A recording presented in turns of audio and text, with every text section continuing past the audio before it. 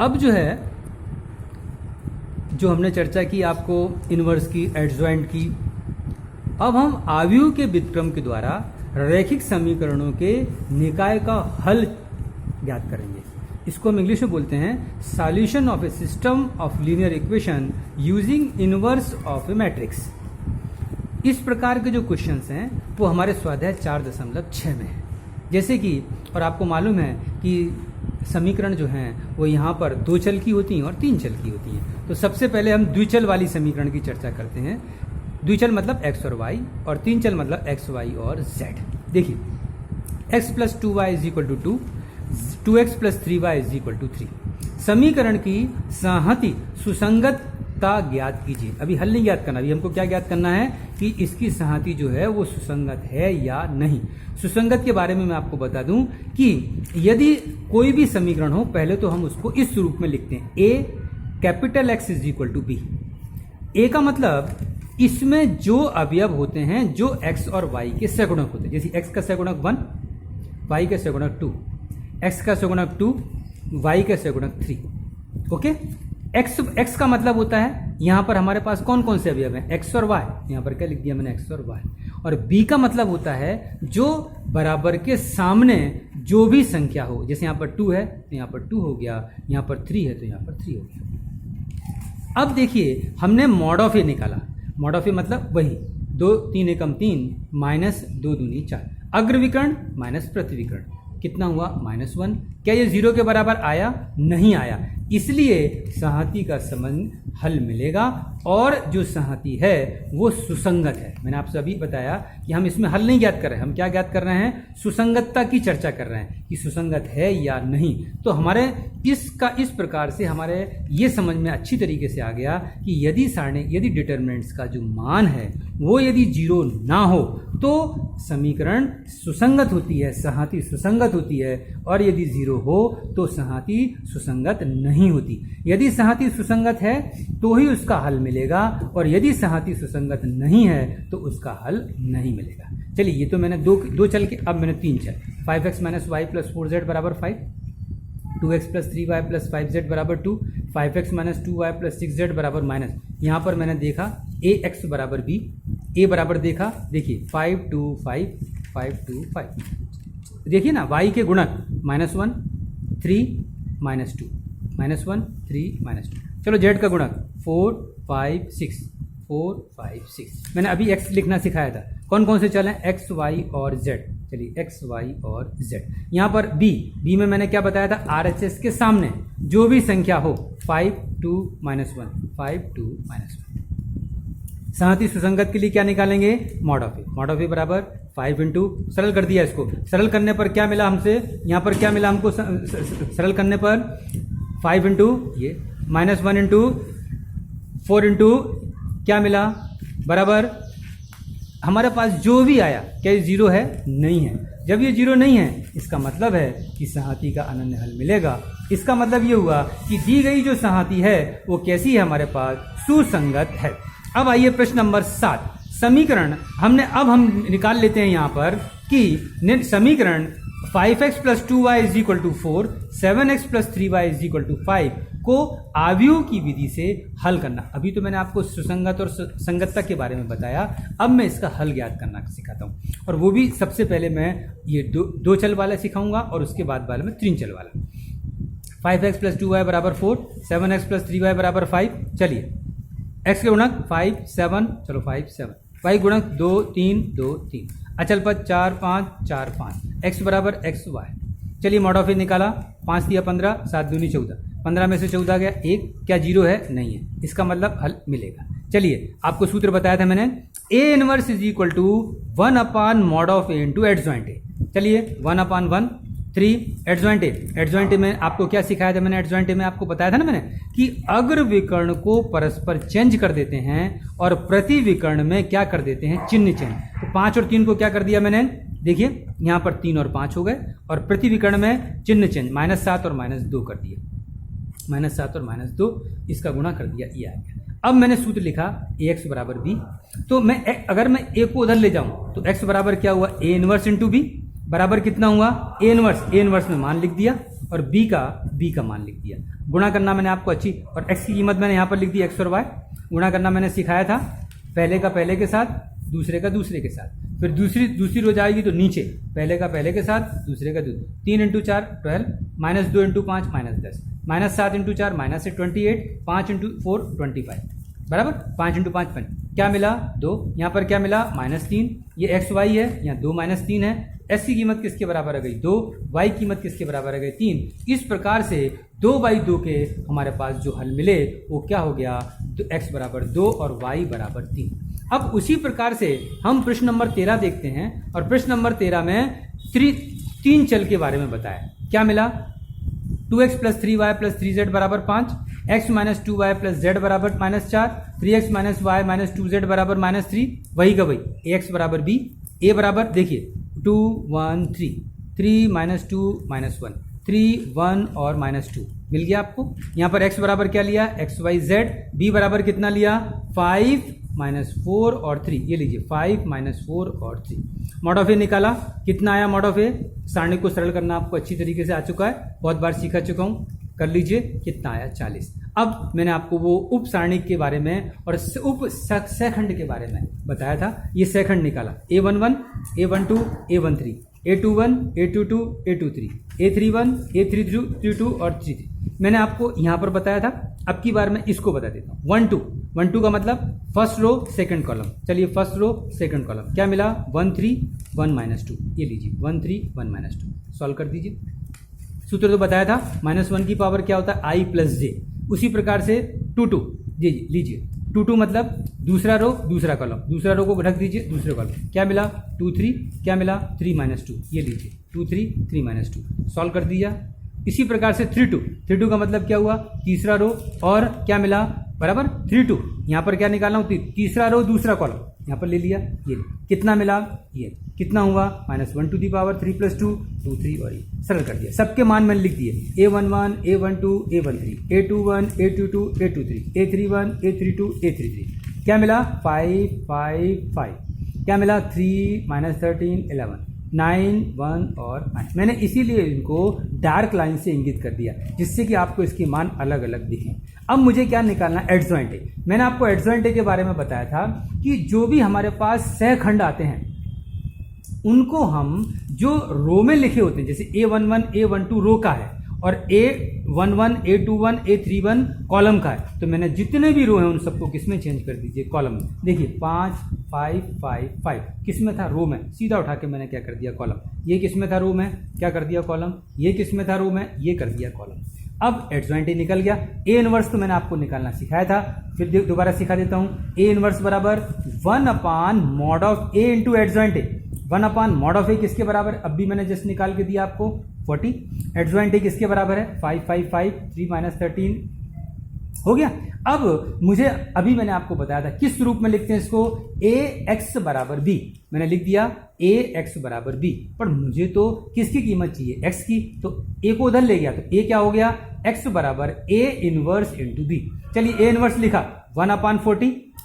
चलिए 5 5 5 3 -13 इतना इतना इतना, और यहाँ पर b किसके बराबर है, देखिए 5 -4 3 1/40। आइए गुणा करते हैं। गुणा मैंने करना सिखाया था, पहली रो को पहले कॉलम के साथ, दूसरी रो को दूसरे कॉलम के साथ, तीसरी रो को वही।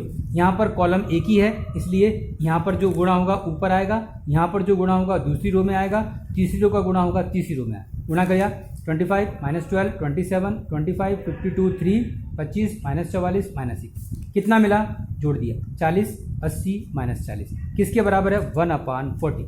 चलिए 40 का भाग दे दिया, 40 से कम, 40 दूनी 40 से कम, कितना आया 1 2 -1। और x की कीमत तो आपको मालूम ही है क्या होती है, x y और z।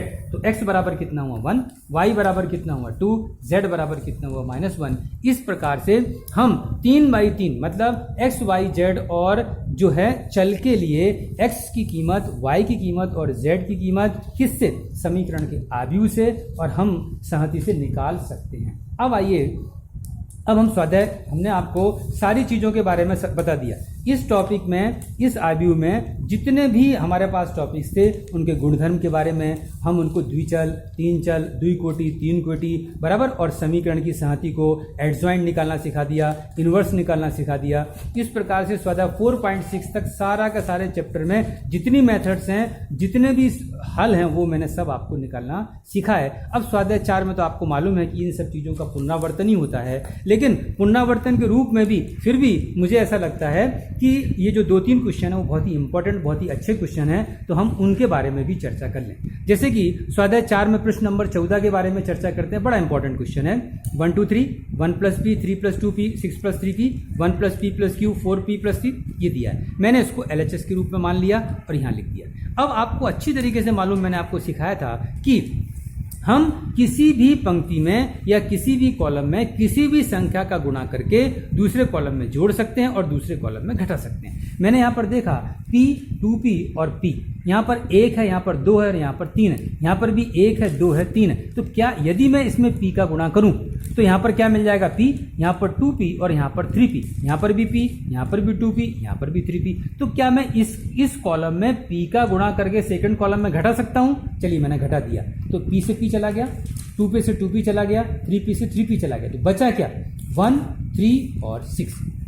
अब मैंने सेम सिचुएशन देखी, यहाँ पर भी 1 है, यहाँ पर भी 2 है, यहाँ पर भी 3 है, यहाँ पर भी 1 है, यहाँ पर भी 2 है, लेकिन यहाँ पर Q है सबके साथ, यहाँ पर Q नहीं है। तो मैंने क्या किया, इस फर्स्ट कॉलम में Q का गुणा कर दिया। फर्स्ट कॉलम में जैसे ही Q का गुणा किया तो यहाँ पर क्या मिला? Q, यहाँ पर क्या मिला? 2Q, यहाँ पर क्या मिला? 3Q। तो हमारे पास तो ये Q, 2Q, 3Q लिखे हैं। मैंने इस कॉलम को, इस कॉलम मतलब फर्स्ट कॉलम को थर्ड कॉलम में से घटा दिया, तो क्या चला गया? ये पूरा चला गया। क्या मिला? 1 + p, 4 + 3p और 10 + 6p मिल गया। अब मैंने फिर देखा, हमारे पास सारणी को सरल करने के लिए PQ नहीं चाहिए, हमारे पास PQ के बगैर चाहिए। तो मैंने यहाँ पर देखा P के साथ 1 है, P के साथ 3 और P के साथ 6 है। इस सेकंड कॉलम में मैंने देखा यहाँ पर भी 1 है, यहाँ पर भी 3 और यहाँ पर भी 6 है। तो मैंने क्या किया, इस कॉलम में, सेकंड कॉलम में, देखिए लिखा भी है मैंने, सेकंड कॉलम में किसका गुणा किया? P का, और किस में से घटा दिया? तीसरे। देखिए घटा दिया, क्या मिला? 1, 4, 10। अब ये तो सारणी का आ गया। सारणी को सरल करना आपको अच्छी तरीके, पहला लिया अग्रविकर्ण माइनस, दूसरा लिया अग्रविकर्ण माइनस, तीसरा लिया, बीच में माइनस का साइन होता है, सरल कर दिया, किसकी कीमत आ गई? 1। और यही अपने को सिद्ध करना। अब आइए प्रश्न नंबर 15। 15 में क्या दिया? Sign alpha sign beta sine gamma, cos alpha cos beta cos gamma, cos alpha plus delta, cos beta plus delta, cos gamma plus. ये क्वेश्चन अपने को देखने में इतना कठिन लगता है कि हम इसको सरल कैसे करेंगे, क्योंकि ये त्रिकोणमिति का मामला है और त्रिकोणमिति वैसे भी जनरली 10 से ही थोड़ा बच्चों को हार्ड लगती है। आपको भी ऐसा लगता होगा कितना लंबा सवाल होगा, लेकिन जब हम इसको सॉल्व करेंगे तो आप देखेंगे बहुत ही छोटे शॉर्ट मेथड से हम इसको सॉल्व करते हैं। देखिए इसको वैसे ही वैसा लिख दिया, इसको वैसे ही वैसा लिख दिया, लेकिन जब मैं इसको लिखने गया तो मैंने सूत्र, आपको मालूम है, cos of A plus B sine of A plus B sine of A minus B cos of A minus B. Cos of A plus B का सूत्र क्या है? कॉस ए कॉस बी, जब प्लस होता तो माइनस आता है, sine A sine B, तो कॉस अल्फा प्लस डेल्टा में cos alpha cos delta minus sine alpha sine delta, cos alpha cos beta cos delta minus sine alpha sign beta sine delta, cos gamma cos delta sine delta sign gamma. मैंने लिख दिया। अब मैंने यहाँ पर देखा, आपको मैंने बहुत बार बताया कि यदि किसी सारणी को हल ज्ञात करना हो तो हमारे पास या तो इसको शॉर्ट कर दो, नहीं तो जीरो लाने की कोशिश करो। जितने ज़्यादा जीरो सारणी में मिलेंगे उतने ही हमको सॉल्व करने में सरलता मिलेगी। तो मैंने यहाँ पर देखा ये कॉस अल्फा के साथ कॉस डेल्टा है, मतलब इस तीनों में मैंने देखा कॉस डेल्टा का गुणा है, और यहाँ पर भी देखा कॉस अल्फा है, ये कॉस अल्फा है, यहाँ पर कॉस बीटा है, यहाँ पर कॉस बीटा है, यहाँ पर कॉस गामा है, यहाँ पर। तो क्यों ना मैं इस कॉलम में कॉस डेल्टा का गुणा कर दूं, तो क्या मिल जाएगा? Cos alpha cos delta, cos beta cos delta, cos gamma cos delta, हो गया। फिर उसी प्रकार से मैंने देखा कि ये sign alpha sign beta sine gamma है, यहाँ पर भी साइन बीटा साइन गामा है, लेकिन यहाँ पर क्या है? साइन डेल्टा, मतलब यदि मैं चाहूँ तो इस कॉलम में भी मैंने किसका गुणा कर दिया? साइन डेल्टा और साइन डेल्टा। तो क्या मिला? Sign alpha sine delta, sign beta sine delta, sign gamma sine delta. ये दोनों चीजें समान हो गई, ये भी समान हो गया इसके साथ, ये समान हो गया इसके साथ। तो अब मैंने क्या किया कि इस कॉलम को दूसरे कॉलम को क्या करा? तीसरे कॉलम में घटा दिया, क्योंकि इसमें प्लस का साइन है और इसमें भी प्लस का साइन है, तो घटा दिया। लेकिन ये जो साइन अल्फा वाला साइन है ये किसका? प्लस का, लेकिन यहाँ पर ऑलरेडी क्या दिया हुआ है? माइनस। तो मैंने क्या कर दिया?